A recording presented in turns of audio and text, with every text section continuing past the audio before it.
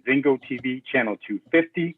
I am your host, Kenai Andrews, and we have a special embattled movie edition of the countdown as lead actor Stephen Dorff is here with us to discuss this amazing film. Before we start, a few friendly reminders to download the ZINGOTV app and the Barnburner app from the respective iOS and Android app stores. The apps are free, so please remember to like and rate while you are downloading. ZINGOTV is also available on Google Chromecast, Roku and Roku sticks, Amazon Fire and Fire sticks, and all smart TVs from 2016 and forward. All right, so before we begin this amazing conversation here with Stephen Dorff, let's introduce our Countdown panel member here who is with us today. He is a professional trainer who trains elite, amateur, and professional athletes. He is also the host of Knockout and Club Track here on the Barnburner Network. And he's also a boxing columnist here at MMA Crossfire, where I am the editor-in-chief.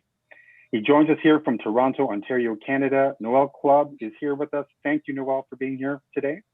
Thank you. Appreciate it very much. Always appreciated, sir, because we have a special embattled edition here. And let's begin here. Stephen, thank you so much for joining us here today. Where are you and how are you doing? Thanks, man.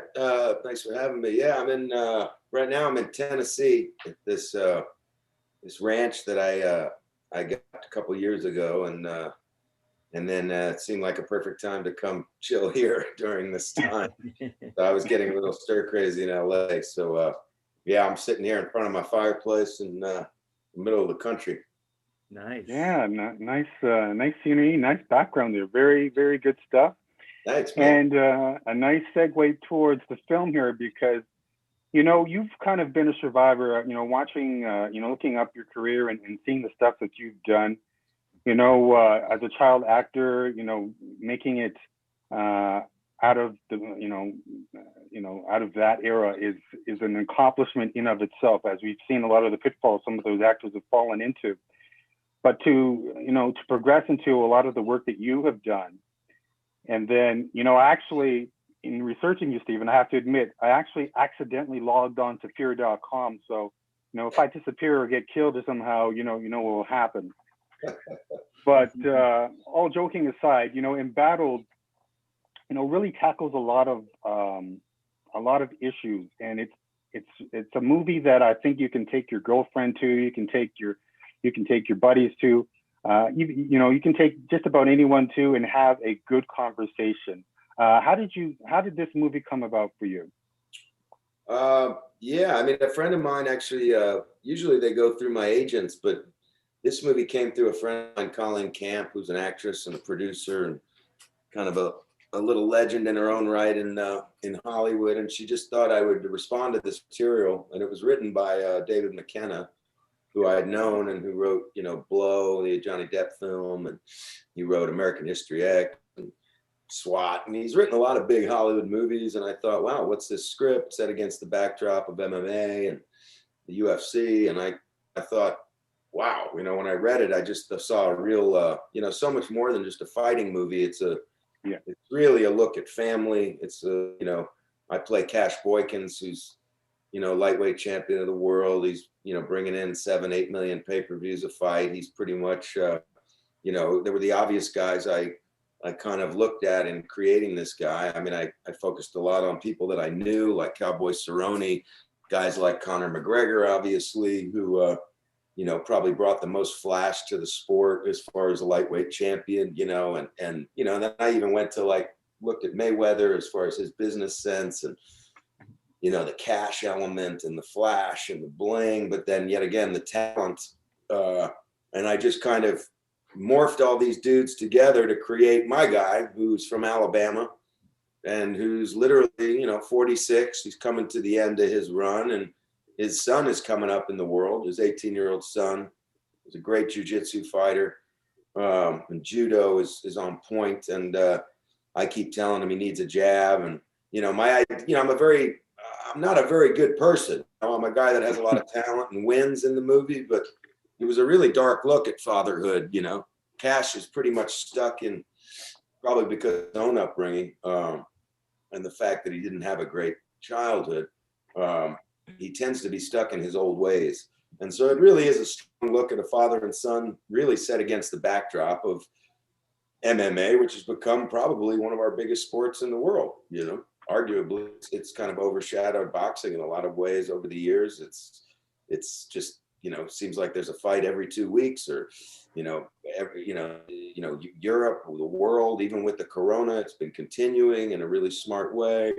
So, you know, I just thought it was a great opportunity to tell this story and give fans a look at the MMA world they haven't seen in a while. You know, there was that movie Warrior years ago.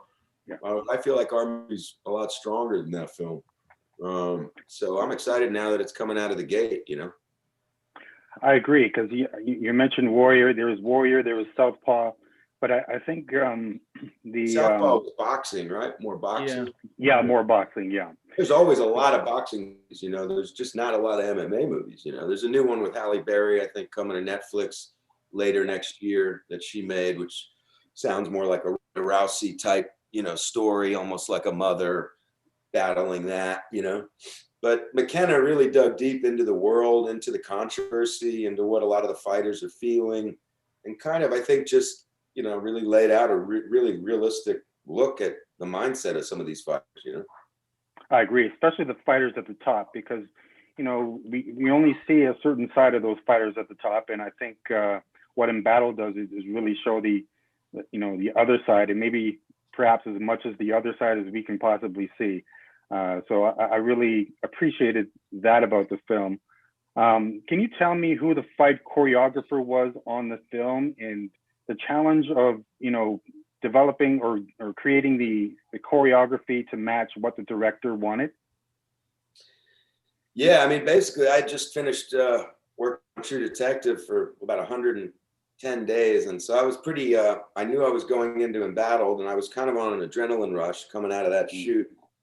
So I went right into training because I wanted to put on some size. So, you know, usually I'd want 2.5 months, at least 10 weeks, but I didn't have it. You know, we kind of you know, just kind of morphed into this very intense training and eating. And I basically ended up putting about 8.5 pounds of muscle weight on, and then got on the ground in Alabama and was, I met with Chris Connolly, who's an amazing, you know, coach and MMA trainer for a lot of great fighters, whether it's Eric Anders, who's in our film, you know, Walt, who just had the big fight.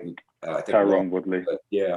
I mean, Chris Connolly was just an amazing guy. I had gotten the experience years ago when I did a film called Felon to kind of meet Cowboy and a lot of Greg Jackson's guys out of New Mexico. So I was familiar with the sport. I was a fan of the sport. I was familiar with a lot of the guys in the sport. And I trained with some of them during Felon, but this was much more, you know, hardcore into the MMA world. Everything had to be accurate. I mean, this is, you know, I'm playing an MMA lightweight champion. I've got to, you know, so Chris kind of took me under his wing. He wanted to see what I could do, which I've done a lot of fighting in movies. And I have a pretty quick memory when it comes to choreography, but there were certain moves and certain things that I needed to learn for this guy. So, you know, with the help of Fernando, who was who really kind of created the fights with Chris, I think, and, you know, and Don, our stunt choreographer. Basically, you know, we just hit the ground running. You know, once he could see how I moved, he saw what weaknesses there were. We brushed those up, and then we jumped right into learning the choreography because we only had about 10 days before we were hitting the arena, because we wanted to shoot the fights first. You know, I thought it was important to get in the ring, we'll feel the characters and get all the fights in the can, and then we could relax a little bit into telling this story, you know, which so much of the film is outside the cage.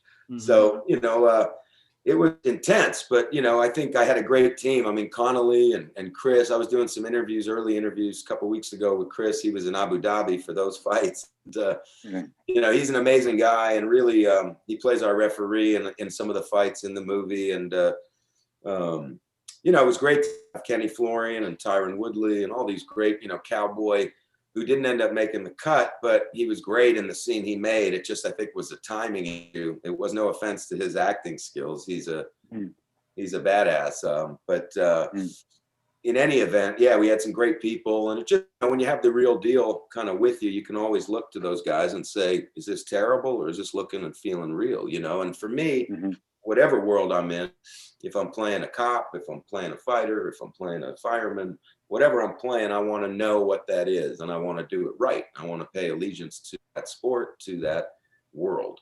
Otherwise, it just looks silly, and I don't want to be in that movie, So, and so that's the great fortune was Chris was incredible, and between Fernando and Chris, they really took me through it, and Darren did an incredible job too, coming in late in the casting.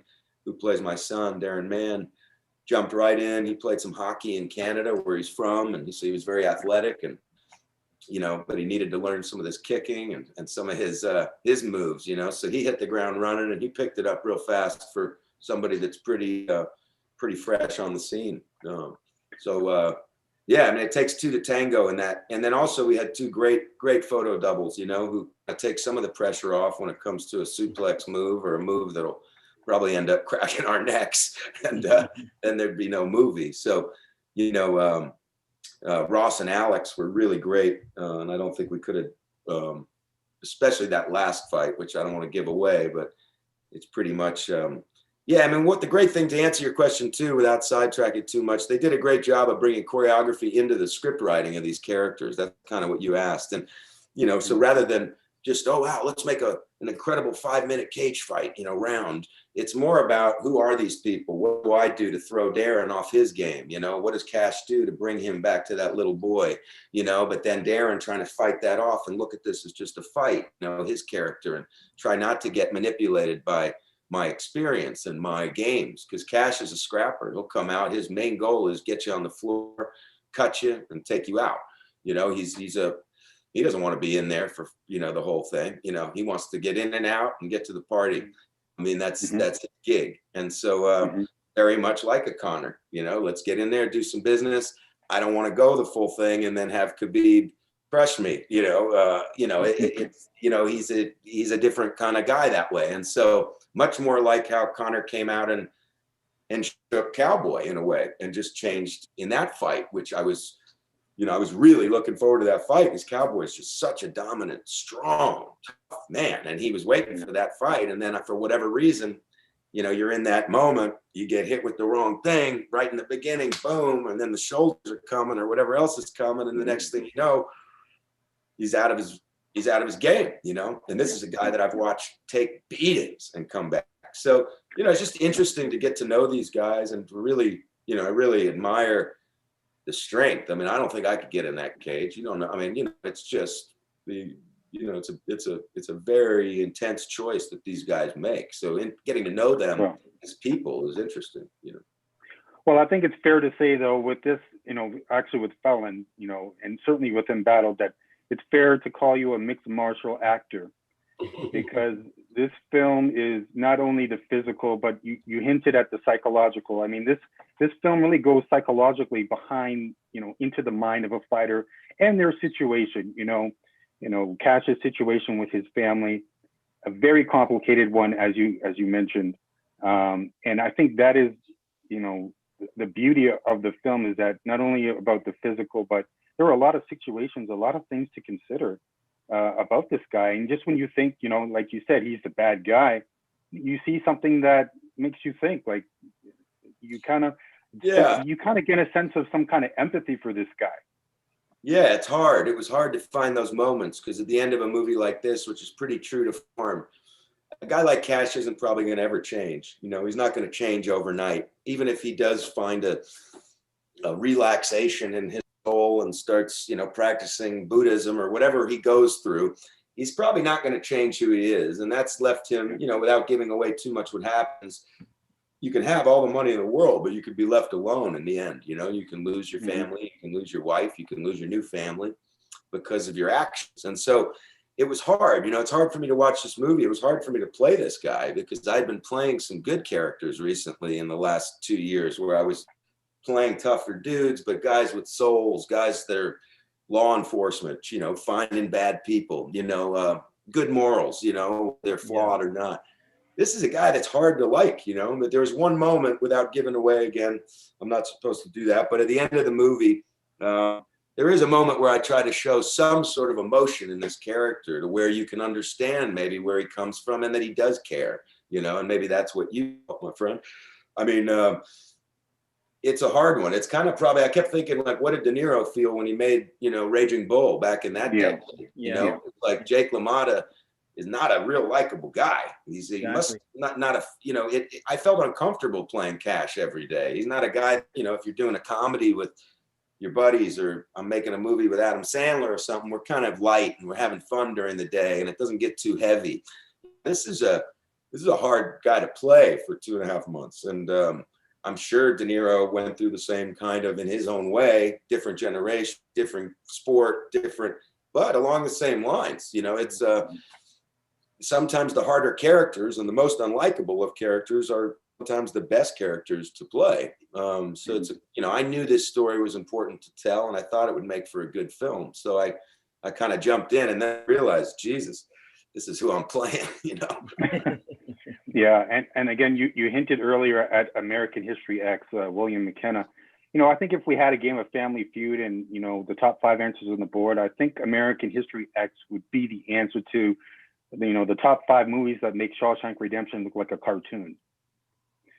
Because I mean, David, I remember loving that movie. I mean, and just kind of, that was a tough movie too, and had a lot of controversy when it came out. I love Glow, Ted Demi's film that he wrote, because Ted was a friend of mine and passed away after that movie. But I always loved that movie. I thought Johnny was great in that film, and Penelope Cruz too, and just the way it was made. That was really cool. But yeah, David's a great writer, man. And he put me through the ringer when they finally gave me this role. Cause you know, when I met Nick, our director, I met Nick Suchkov, you know, the first time we had dinner after I read the script, and I wanted it, but they weren't really pulling the trigger. They were interested, but they weren't kind of, I'm sure they were playing with maybe some other names. There was talk of an older guy maybe coming in and playing Cash, a little bit older than me. But when I started doing True Detective and that was announced, they kind of said, oh, well, that's enough for us. We'll give it to them. And they gave it to me. And I was like, I can make this after the movie. I just, minimum, I need 6 to 8 weeks, though. I can't do it going from set to set. I've got to be able to eat and put some size on. And I know my frame and my size, and I know how the camera will always put a little weight on you too. So I had that going for my advantage. I just needed to build up my strength and build up my size a little bit for me to look in the mirror and go, okay, I can play this dude, you know? And so I pretty much went right from Arkansas right into LA, met my trainer, Josh Perzo, who's a great physical trainer out of Montreal, trains a lot of athletes and hockey players out of Canada. And he knows my body. He trained me for Immortals, for a bunch of kind of more Hollywood fare. And he just came out, we started hitting it. And then I was on the ground. He came with me to Alabama, stayed with me for about 3 weeks through the fights. We'd pump and work out right before shooting, you know, basically do every kind of cheat you can when you don't have the real time to do what a real fighter would be doing, you know? And so I would have liked a little more, but we got it in. And it's, you know, the fights are convincing from what I've heard from a lot of the MMA community and starting the press that I've done so far, which is exciting. That makes me feel good. Yeah, absolutely. Absolutely. We're here talking with Stephen Dorff, the star of Embattled, which releases November 20th to select theaters and video on demand. Over to you, Noel. Sure. Actually, I was watching a movie, one of your movies last night, Blade. To see you here today.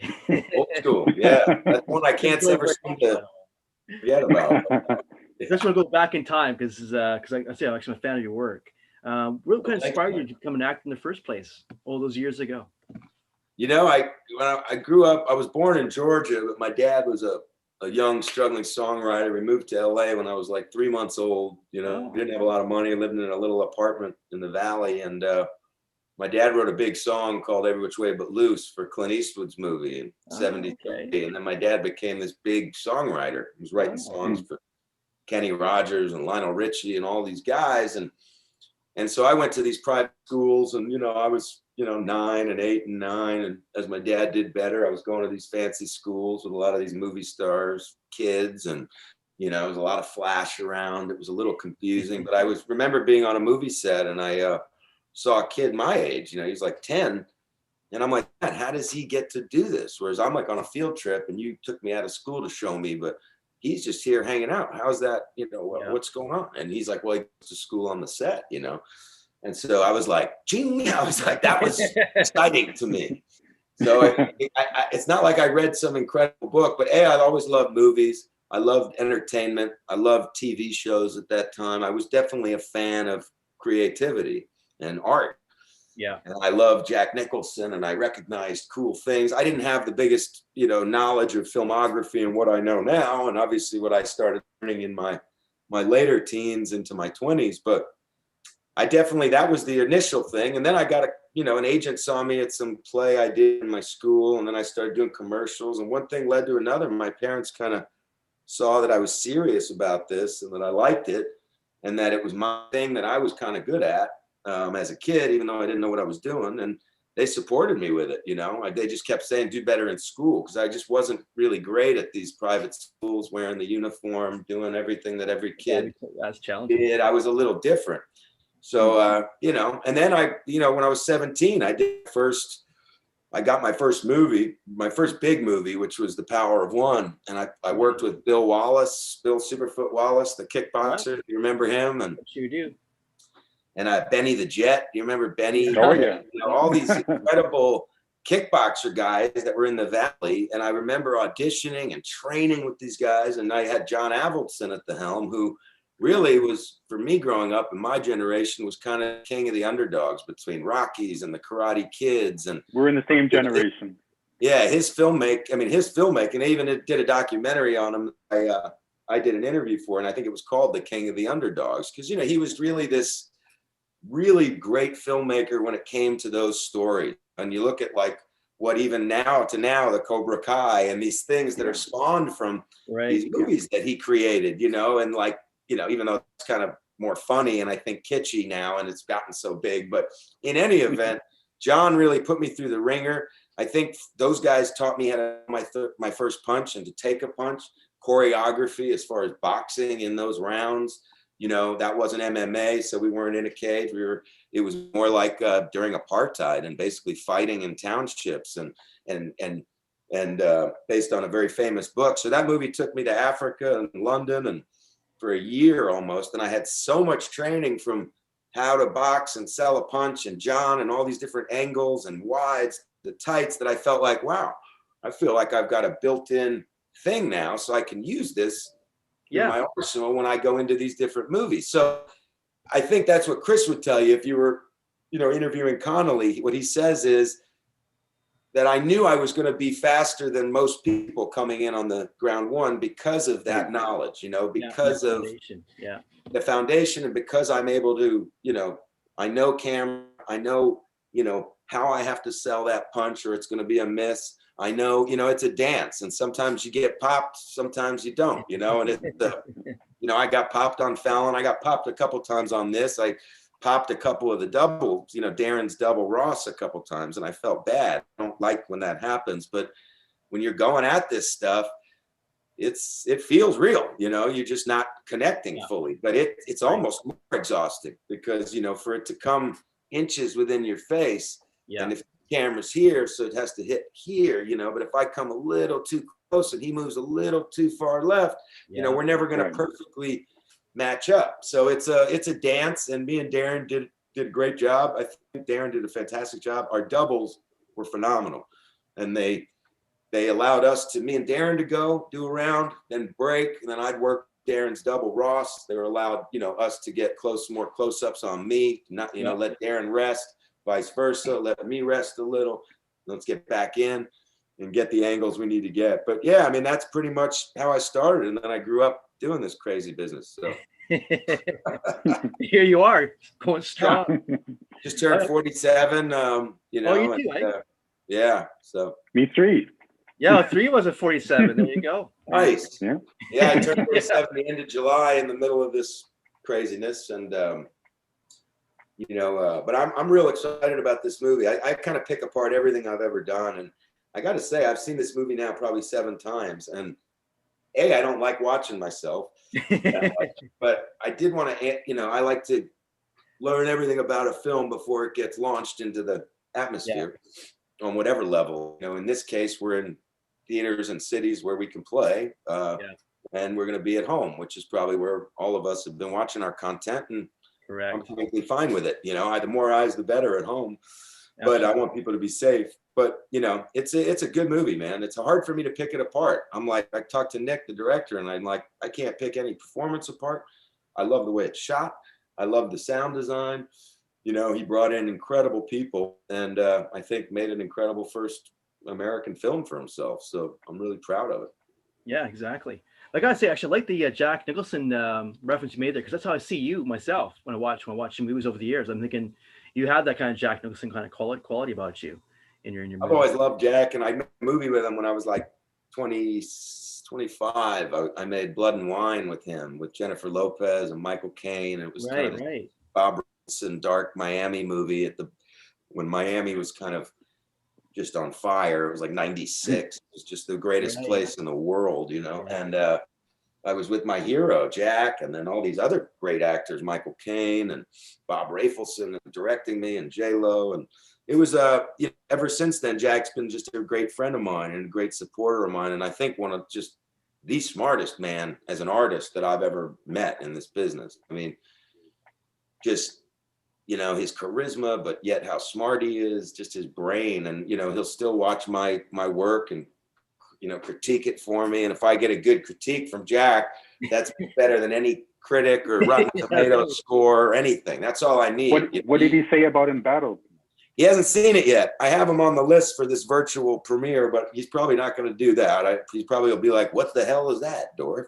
You know. But and I'll be like, "Don't ask." But anyway, no. You know, I'll tell him. I'll tell his guys that it's available, and you know, they'll put it up for him tonight, and I'm sure he'll check it out. And I hope he likes it. But he really liked True Detective. That's a good movie. He's a real supportive man, and I just love that dude. And I've gotten real close with his family and his friends, and over the years, and you know, I love his kids. You know, I did a short film for his daughter Lorraine Nicholson, who's really talented, and I think gonna be a big director coming up. And I did a short for her, and that came out good. We went to Tribeca with that. But yeah, I wish, you know, I can't say enough amazing things about that man. But you know, I've lost a lot of good friends too, like somebody like Dennis Hopper, who was also a. Oh, is that right? Yeah, I love Dennis, and Dennis really vouched for me to Jack. Dennis was the one that vouched for me to Nicholson to get me. You know, when Bob wanted me to do Blood and Wine, I wasn't available to meet Jack, and usually you got to meet him to kind of get the final sale of approval. You know, if you're going to be working with him intimately in that way. And so I didn't have a chance to get to meet him, and Dennis called him and said, "This kid's good," or whatever he said. And so I still got my writer poster signed by Jack and Dennis, and it says or Jack says, "Thank Hop for the recommendation, Dorf." Wow. I always thought that was pretty cool. I mean, those guys are, to me, the real deal. I get depressed a little bit about the new generations and the stuff. Not that there's not talented people, there are, and there's a lot of talent coming out in music and film, but the business has changed, you know. The overall movie biz and TV, it's all one thing now. It's a much different world than when I grew up, as the world should be, I guess, because times have changed, we evolve, but it is different, you know. Award shows feel different. I grew up looking up to the Bob Evans and the Jack Nicholsons, the Warren Beatty's, and the, you know, Robin Williams when he was young, and Richard Pryor, and you know, just filmmakers, Coppola and Scorsese, and the Kubrick, and just watching these movies, and the 70s movies that I got to know later. I was in my kind of late, you know, into my early 20s that I got to master and learn. They don't make, you know, nobody's making those movies really that much anymore. You know, and usually they're not gonna, you know, because they're not the ones that are gonna make the big coin. They didn't make the big coin when they came out in the 70s, but they went on to become classics, whether it was Scarface, whether it was in more our generation, a movie like Heat, for example, Michael Mann made. Heat didn't make a lot of money when it came out, but Heat is a monster. You know, you watch that movie, you can't stop watching it, you know. And so, you know, and I got to work with a lot of my heroes just growing, you know, Michael Mann, Oliver Stone, you know, and so like for me, I take all that knowledge and I use it and learn from the next one, you know, whether it's the $100 million movie or a smaller, more intimate film like an Embattled. And to me, they're all kind of the same because they all end up in the same place. We all get this cube now, pretty much. If we're watching at home, you get your little thing, right? So, and it, you know, if they're good movies, you get it for the small ones and you get it for the big ones. You don't really get a bigger cube. It's all the, you know, same. So we're working for, you know, everybody's working for streamers. Everybody's working for, you know, not too many people are working because what we're dealing with, but, That's right. you know, hopefully we get a vaccine. We're going to get out of this mess and get back to normal life. And hopefully our country will be safe, you know, and yeah, exactly. And hopefully real soon. Yeah, I totally agree with you about the statement you made, but lack of depth. I totally agree 100%. And yeah, so I'm looking forward to seeing your movie for sure. You need some depth for sure in the film industry. That's for sure. Yeah, I hope you like it. And, yeah, I'm sure I will with you in it. I think I will. You live in Toronto or? I'm in Toronto. Yeah, I'm in Toronto. Oh, cool. Yeah, I like Toronto. I love Toronto. I have a lot of friends from there. I've worked there for many years over the years, back when they used to shoot everything there for a while. You were at the TIFF one year, weren't you? Huh? You were at the film festival, the Toronto Film Festival one Yeah, year? I've been there a few times with movies, and I've had movies in the competition there, and then I've done the premieres there, but I've also gone to shoot a lot of movies, and I made a lot of movies in Montreal too. Never really worked that much in Vancouver, but Montreal and Toronto, I've done probably a handful of maybe 7, 8 movies there. They say Toronto is New York City run by the Swiss. The great Peter Ustinov said that.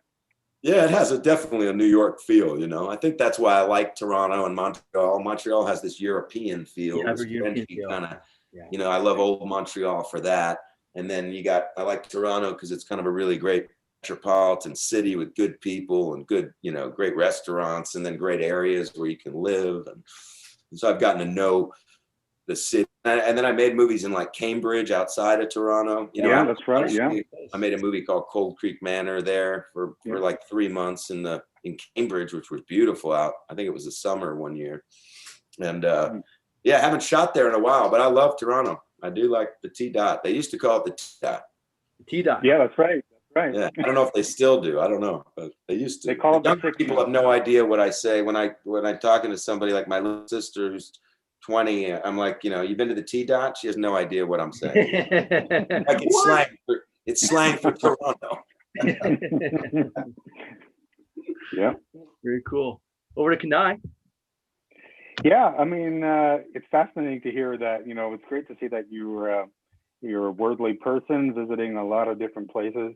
Let's get back to the movie for a moment because, you know, there were a lot of great performances in that movie. And I really want to touch on Elizabeth Reeser. You touched on Darren Mann, but talk about, you know, those people and the contributions they made because they were really central to the film too. Yeah, I mean, look, it's the kind of film where a performance that doesn't work would jump out and hit you over the head because everything's kind of grooving in this intimate way. I mean, Elizabeth, who I didn't know before, and I have, you know, that one big scene with her in the kitchen, and then I have, you know, some other scenes towards the end. She's a powerhouse actress. I mean, those scenes that I wasn't around for, that are between her and Darren and the family, her family there, are, you know, she's fantastic in the movie. I mean, Donald Faison's fantastic. You don't see him in that kind of a part, and he kills it as the teacher. You know, Colin, who is David McKenna's son. I don't know if you knew that. Yeah. Oh, yeah. Oh, yes, I knew that. Yeah, it was amazing. He really has Williams syndrome in real life. He's the most incredible kid. Never acted before in his life, but I think his dad really wanted to write this for him and give him a shot. And he came in and he melts your heart. You know, without him, I don't think the movie works. I think he's a crucial element to the movie. I think his friends in those scenes are incredible. It's probably the most realistic look at a special needs child that I've seen, where it's not a movie about that, but it's not a Lifetime movie about something and hitting it over the organic. Head. It's just very organic, real thing. And he's such a great person and human being that you fall in love with him. And I think, you know, the movie is really informative and educative that way. And who else? I mean, you know, everybody. My friend Saeed Tajamwi, who's been in like so many movies, he came in and did that part as you know, the guy that knocked me out once in my Right. one loss, and in Cash's career. And I mean, the acting's superb. I think I credit Nick, our director, for that, because, you know, I'm not in there directing other actors, but I feel like our supporting cast who, you know, played the Dana White and the Lorenzo or whoever those two guys are supposed to be, you know, really crushed it too, you know. I mean, and then all the real UFC guys that come in, and whether it's Kenny Florian playing kind of the Joe Rogan kind of part, the UFC announcer ringside, or whether it's, you know, Chris Connolly coming in and doing his best at all his experience watching what those referees do. Rather than casting local people, it's always great to have the real people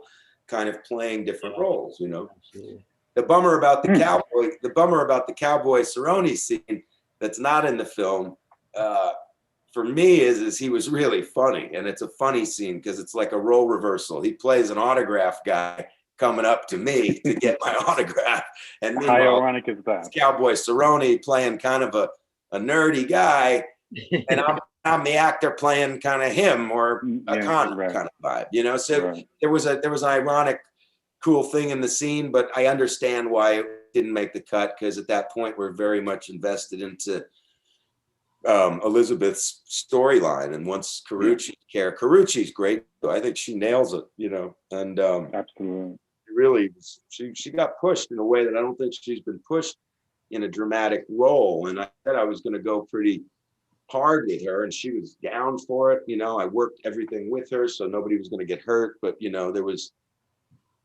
we went there, and I love Carucci for really trusting me and trusting the movie and giving it her best. She comes off fantastic in it, you know. But sorry. So how long did the film take in total to film? How long did it take? I want to say, you know, for me, it was probably 3 months, but then I'm putting in a lot of my training. Probably the hardcore shooting of it all was probably 8 weeks, 2 months, I would say. Okay. About a week and a half. I think we did all the fights in about a week and a half, which is pretty crazy. That's pretty crazy. That is crazy. And it was filmed pre-COVID, obviously. Yeah, we filmed it right after. It's been in the can for longer than a normal movie. Normal movies usually in the can. If it's a good film and it's coming out and people want to buy it, it's usually a year from when you stop to when it rolls out. This movie's been almost a year and a half to 2 years, because Nick really took his time. I think he used one editor and then wanted a certain sound designer that did Gravity, which was, this guy's incredible. So we waited 4 months for him to become available off a bigger movie, come do In Battle. You know, he'd be more the one to ask those specific questions, but I know he took his time. He's like, I'm in no hurry. You know, I'm going to get this movie right, and then we're going to come out with it. And that's, you know, God bless him, because I'm glad he took his time, because it's a really, really strong piece of art now, you know. And I don't know if it would have been if he had just put it all together, gotten what he dealt with, and then gave it. He was kind of like not going to take no for an answer with certain creative decisions. And I think that's admirable. So no kidding, that is. I think, I agree. I think, like you said, this was, you know, based on your experiences, like this was the perfect movie at the perfect time to really utilize all of the experiences you had pretty much built up during your career.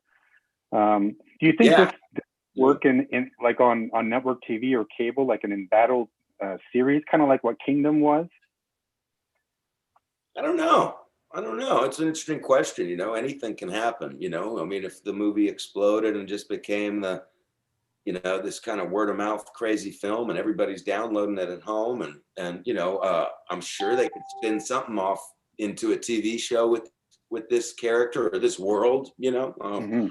But it doesn't jump right out at me as like, oh, let's do a Cash Boykins TV show. But you know, world and like Kingdom or something within that. Yeah, I'm sure there's room on cable for. I mean, look, I'm surprised there's not more movies set in the Mexico. I mean, I can name you 15 boxing movies that have come out in the last 2 years that they almost blend into each other. And I feel like they're just biopics of another great story, but they tend to be the same story, you know. And it's like, you know, Cinderella Man, for example, is a brilliant film, I think, with Russell Crowe and Paul Giamatti. That's one of my favorite boxing movies of the last 20 years, probably. I don't know how long ago that movie was, but man, there was a beautiful story. Russell was brilliant in it. Renee Zellweger was brilliant. Paul Giamatti, Ron Howard, I love that movie. I've seen other movies like Southpaw. Liev Schreiber did one about the other boxer. Miles Teller did one about another boxer. That's what I mean, is that there's so many of these boxing stories that they almost count each other out, because they're Right. it's the same story. The boxer that loses their money, that goes down, that's homeless, then he comes back, has that fight, And look, you got to tell true stories about true American heroes and interesting people. I get that, but there hasn't been that much different about them. It's all about the details. I thought Creed did a great job. My friend did all the fight choreography in Creed, who I worked with back on Blade, a guy named Clay Barber. And I thought Creed and, Creed 2, not much, but Creed was really brilliantly made. I thought that was kind of the first one in a while.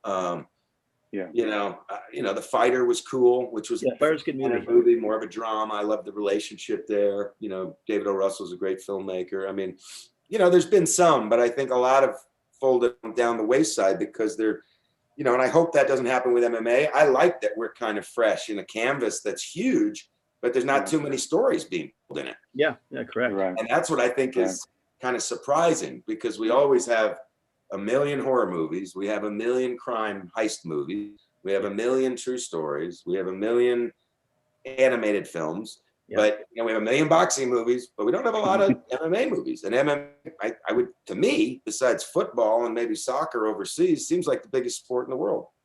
I agree. I think there's a lot of stories that need to be told, not just the males, but the females. I'd like to see a Ronda Rousey. I think they're doing one on Kimbo Slice. I heard they were doing a biopic on him. Right, which I think is interesting and a cool story with the whole backyard thing and his whole, the way he came up. Chris was telling me about that, Connolly.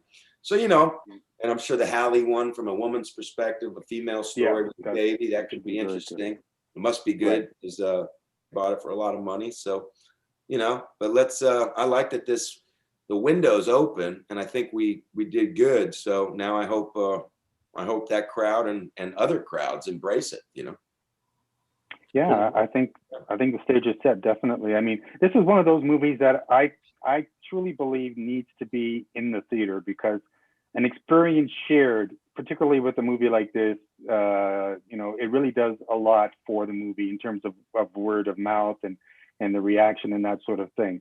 It's just unfortunate that we're in the pandemic, that, you couldn't, all the theaters aren't open for it. But nonetheless, quality is quality. And whether people are watching it at home with their sweetie or wherever, if it's a good movie and it generates that reaction, you're going to get that word of mouth that you're looking for. Yeah, that's what I've found in other films, I mean, even a movie like Felon, that movie Sony put out in in LA, New York, and whatever, 10 cities. It was some small deal, thing went nuts that was when DVDs were still big, but it went crazy. It's just everybody, and people still talk to me about that movie while we had no box office. And then movies that I didn't think were that good did really well on the box office. So I never really know. So much has to do with, I hope IFC gives us great positioning. They really believe in the movie. They've done well in this quarantine with some of their other titles. So I'm hoping that they come in with a bang this week and give us the placement we need, because, you want to start seeing some ads. You want to start getting the word out on the title, so that's what I've been hammering them on, and I think the producers, but, got a big week of press, and just keep hammering it, maybe the second week I'll do more, and we'll see where we're at. Absolutely. Well, you have a fear.com fan here, so that should tell you everything. You're one of the only ones on that one. Well, the first one is always the hardest, So. Yeah, I actually got paid a lot for that one, but and I like Stephen Ray and Natasha McElhone. They're good actors. And actually, in a way, that movie was ahead of its time a little bit. It really was. It really was. I mean, it was before The Ring too. You remember The Ring? And we watched, you put the video in. This was before that. It was kind of like a serial killer on the internet. It was before its time. Yeah. Or something. Just after Blair Witch, and it was just a fascinating idea, logging into a website and okay.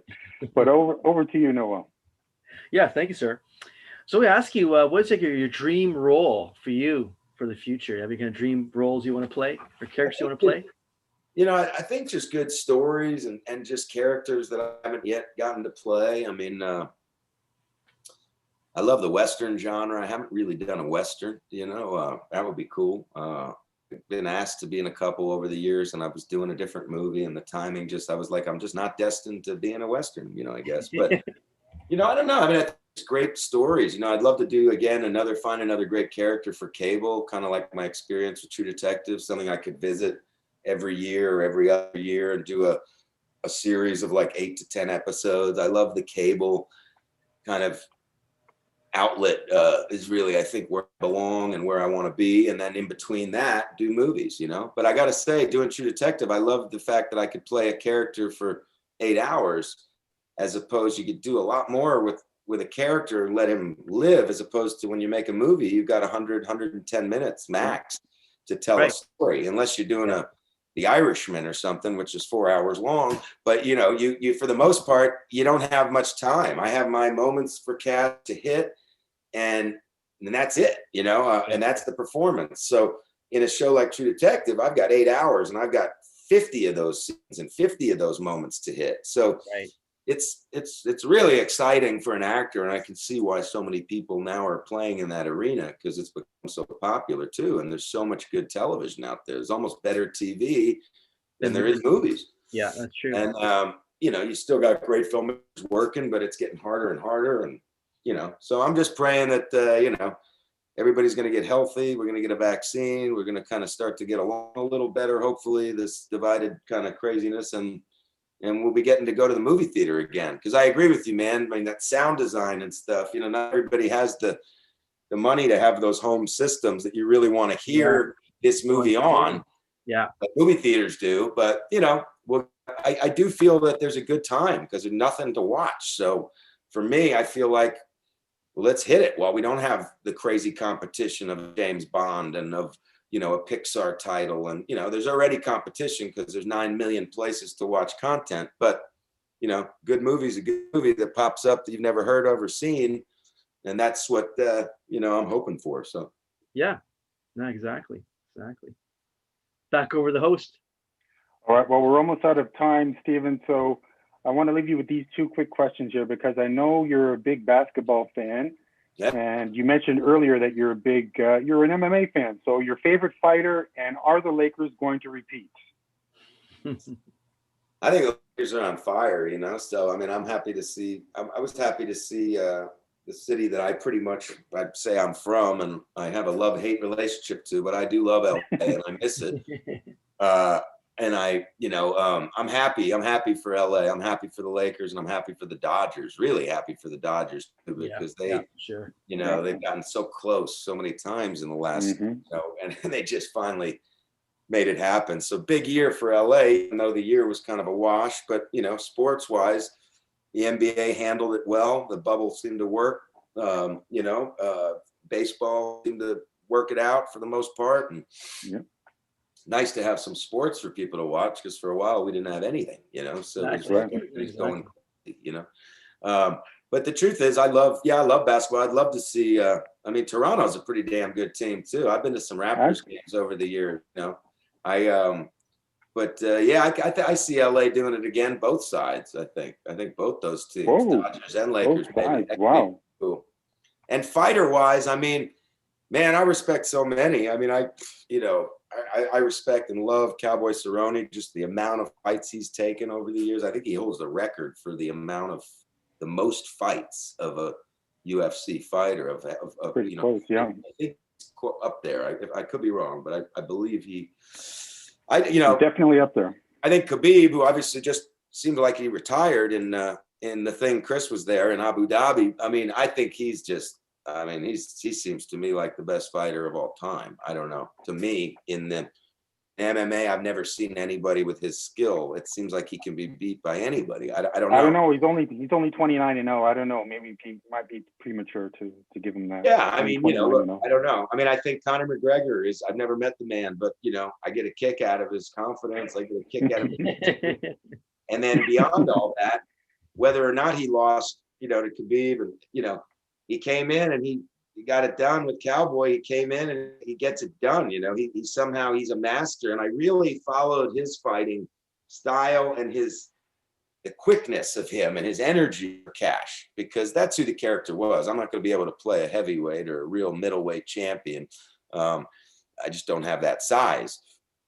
So, but I am the same size as some of those guys like Connor and Mayweather and these lightweight, you know, the Sugar Ray Leonards that I grew up watching, and the, you know, and the, you know, De La Hoyas. These guys weren't huge dudes, you know, No, they weren't. and they had such skill and their feet and their hands and their movements. And you know, you throw then the MMA component on there, and you learn some arm bars and some suplex, fucking crazy, you know, mechanical moves on the floor, and you kind of are in the same world. It does go together. You know, you can't be an MMA fighter and not know how to throw a punch, which comes from really boxing, right? So Yep. it's I think I've been really fortunate to have so much of that experience before I landed into this, where I really needed to embrace the sport of MMA. You know, I was able to dabble, you know, from the Power of One, which was a strong boxing film, to this, to that, to this, bring it into a prison movie, come into here to where we are now, where physically and age-wise, it was kind of the perfect part for me. You know, I couldn't have done it. I couldn't have done it 5-10 years ago. No way. You know, I could have played a younger fighter, but it wouldn't have been you wanted this guy to be seasoned for this character to work. You wanted this guy to be almost on his last legs, you know. As far as his age, although Cash is so crazy, he'd probably be fighting at 50 or 55. I mean, this guy's nuts, you know. Pull a Randy Couture. I agree. I wouldn't be surprised to see Cash Boykins on the senior tour. Well, we're almost out of time here. I'd like to thank you so much, Stephen, for being here today and sharing your thoughts on the movie Embattled. Please, Crossfire Nation, Countdown Nation, check it out. It releases November the 20th to select theaters and video on demand. I'm definitely going to buy it and hold it close. We hope to have you on again soon, Stephen, maybe for your next film or project. It would be amazing. Yeah, man. Thank you so much for having me, and thank you. No, appreciate it. Thank you. Pleasure, sir. I'm a big fan of yours, so this is really a great pleasure to have you on. Well, this is the 47 Club. We're the 47 Club. I'll come back anytime. I'll come back. Right on, man. Right on. All right. Well, here we go. Again, thank you so much. And a friendly reminder to everyone watching that this show, TKO Countdown, can be heard on the Barnburner Radio Network and all of its 122 platforms. Please check out barnburner.ca for all the news that's late and great in the world of professional sports. Barnburner, watch it, hear it, read it, live it, download it, and we will see you next week with another amazing episode. Take care, folks. Thank you, Stephen. See you guys. Thank you. Thank you. See you.